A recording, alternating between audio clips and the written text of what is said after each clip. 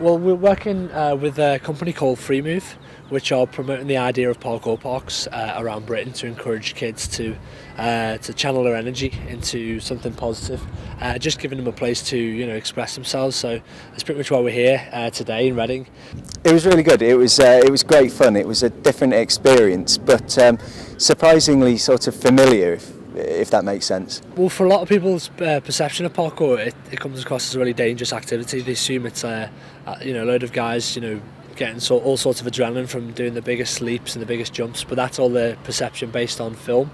People in the media want to see the biggest type of movement, and they always want it big and large in a sense, but the activity which we practice is more of a discipline. It's more of an approach to life, and basically using the physical obstacles around you to overcome obstacles mentally and physically in your life as it is, really. So it's a way of just using your body to understand how to overcome obstacles, so then apply that into your daily life. Well, Daniel showed me that it's a lot less about jumping up buildings and going into places where you shouldn't be, and more just about a freedom of movement and a freedom of sort of expressing yourself through movement, which is an interesting concept. I mean, he compared it to ballet, which is something I'm also not very familiar with, but I can see how the comparison works, because it isn't necessarily just about jumping off stuff. It's more about the movements all the way through.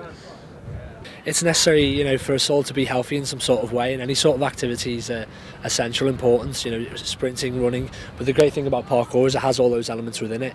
So, not only are you enjoying yourself by expressing yourself through the environment, but you are genuinely improving your general fitness. He was telling me to make sure that I kept my movement steady and flowing, and that I didn't look on the actual obstacles as being the obstacles, as my actual kind of physical limitations as being the obstacle, and that he said a lot about if your family was in a burning building on the other side of that, you'd be able to get through it. So why shouldn't you be able to do that now? I'd love to think it would catch on in Reading. I'd like to think so, because like I said, it's just something that would benefit every sort of community. Giving kids the ability to express themselves in areas like this, I think would be phenomenal, really. So yeah.